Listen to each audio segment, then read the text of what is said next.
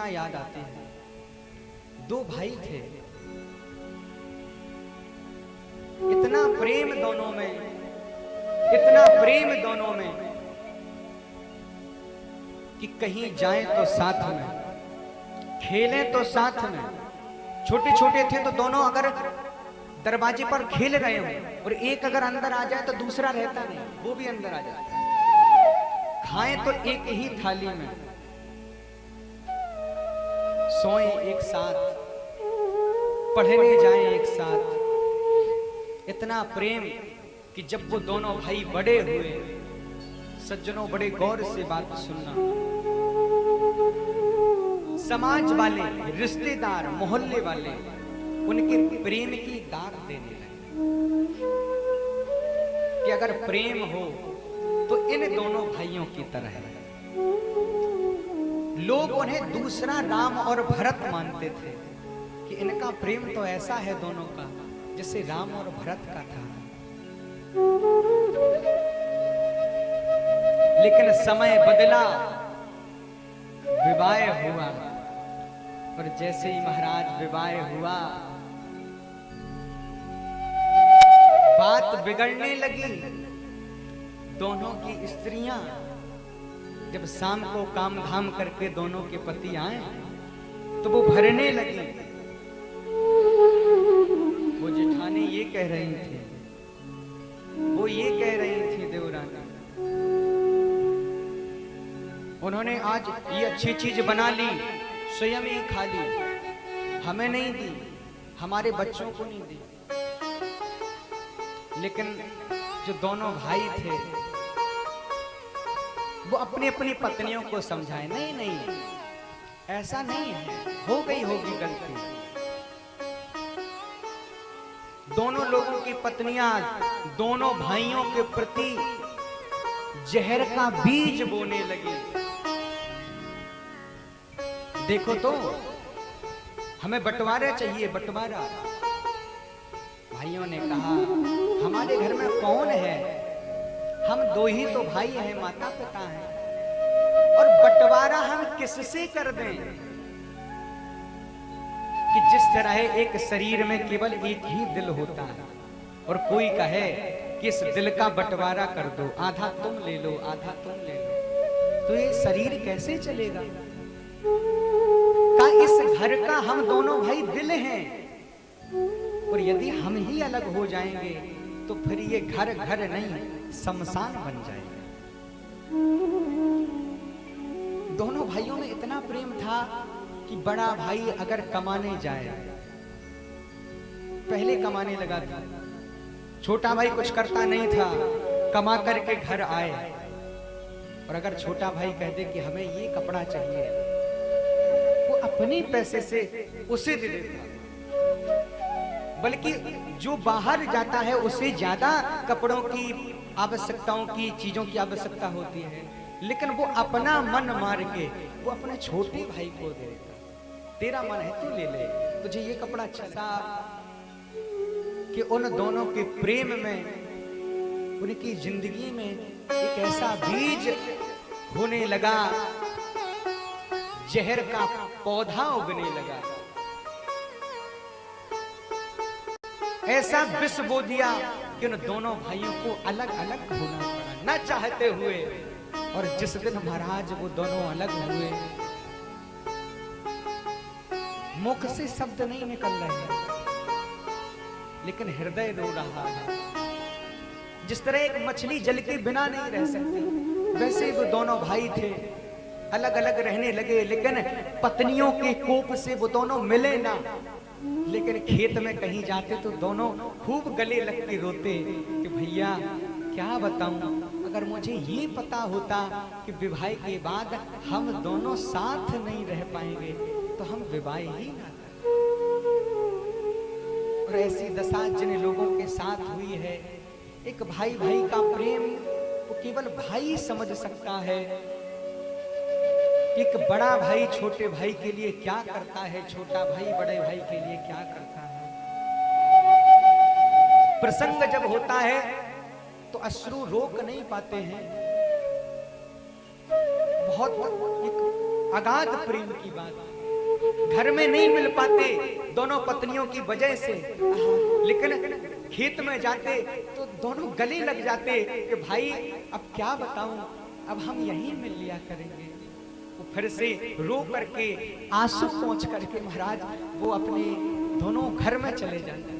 उन दोनों के बालक हुए छोटे छोटे, वो माताएं अपने बालकों में वो विष का बीज बोने लगी।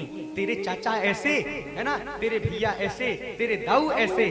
और महाराज आहा, वो बालक तो अबोध अज्ञान, उन्हें क्या पता कि भाई क्या गलत है। वो तो समझे कि ये मैया कह रही हैं वो ताऊ जी खराब हैं, वो चाचा जी खराब हैं, तो शायद खराब।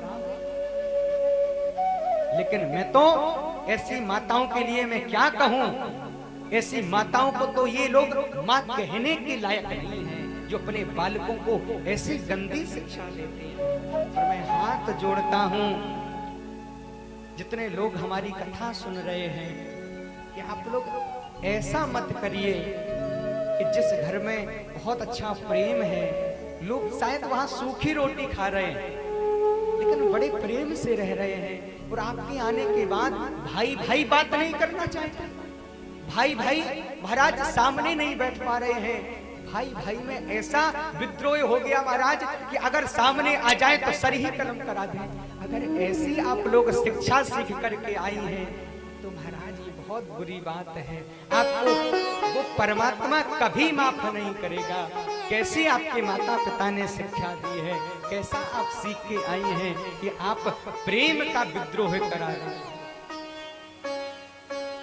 जब उनके बच्चे बड़े बड़े हुए तो उनके बालकों में, भाई अगर आप कोई बीज बो देना तो वो वृक्ष तो बड़ा होगा ना, बड़ा होगा भाई। तो जो उनके बच्चे हुए, उनके बच्चों में तो इतना विद्रोह हो गया, एक अगर बालक यहां से निकल जाए तो एक यहां से निकलता, एक ने अगर एक थप्पड़ मारी तो वो दो थप्पड़ मारने को जाता। मानो कि अगर सामने सामने मिल जाए इतना विद्रोह हो गया कि एक दूसरे का सर ही उतार लें। उनके बालक भी बड़े बड़े हो गए। एक दिन की बात, उन दोनों भाइयों में तो बड़ा प्रेम था ही। छोटा भाई जो था उसकी अचानक मृत्यु हो गई। कितना भी विद्रोह भाई भाई में हो जाए, लेकिन जिस दिन अपने छोटे भाई के प्राणांत की बात सुनी, मानो धीरज छूट गया उस बड़े भाई का। सारी मर्यादाएं, सारी महाराज जितना भी बंधन था सब टूट गया, और महाराज अपने भाई की सब यात्रा में जाने के लिए चल पड़ा।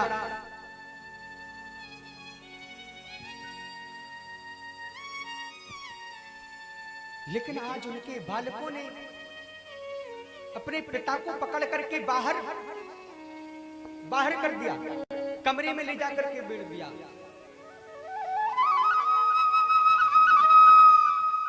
तो उनकी सब यात्रा में नहीं जा सकता।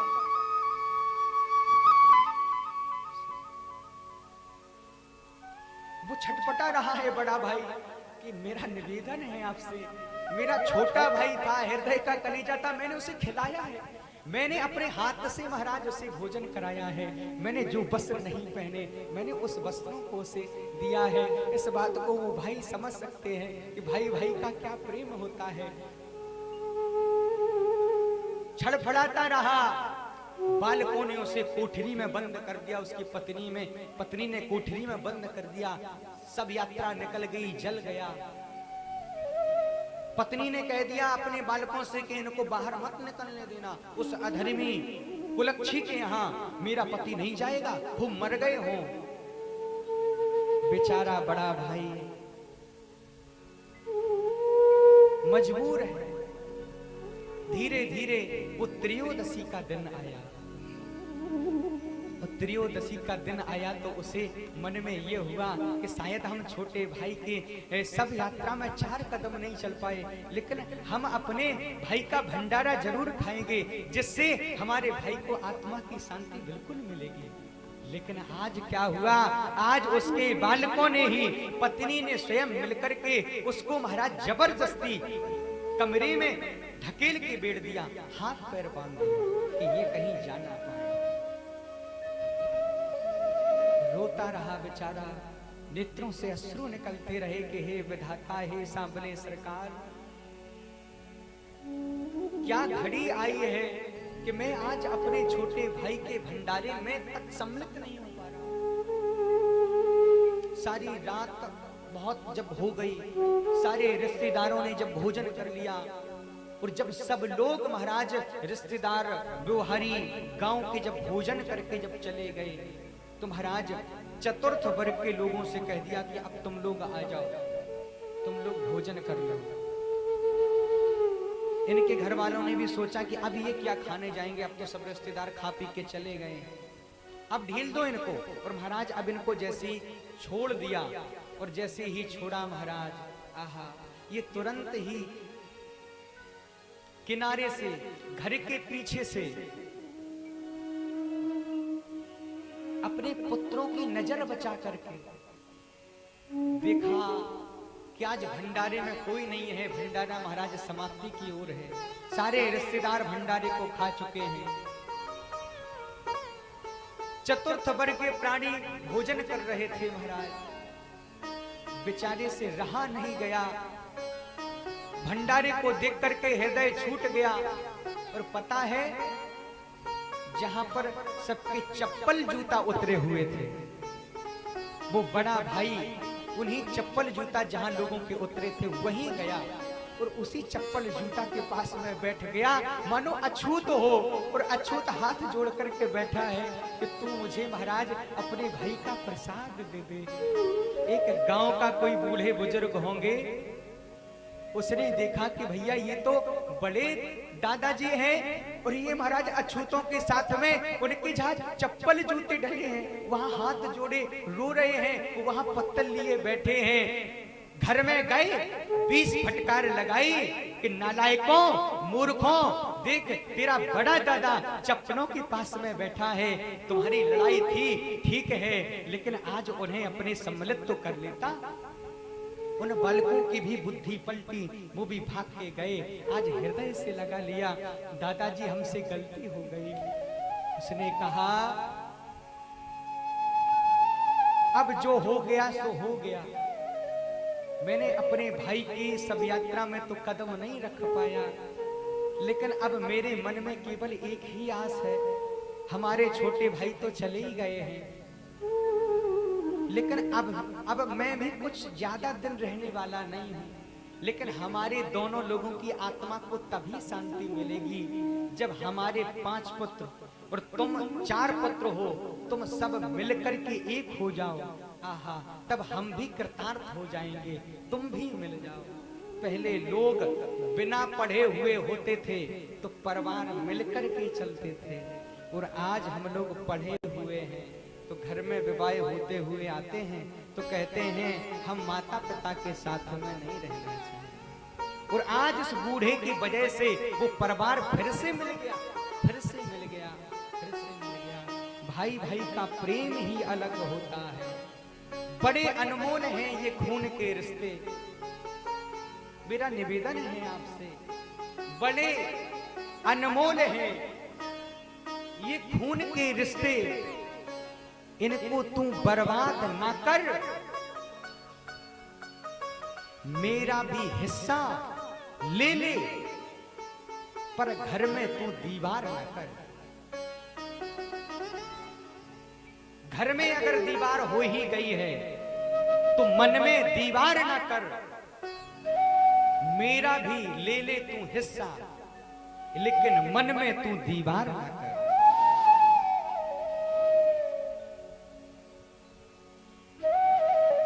देश है खराब, क्या कह रहे हो जनाब, देश है खराब, क्या कह रहे हो जनाब, देश पहले अच्छा था ये कहते हैं आप, यहां तो आज भी लोग भाईचारे की बात करते हैं, यहां आज भी लोग भाईचारे की बात करते हैं।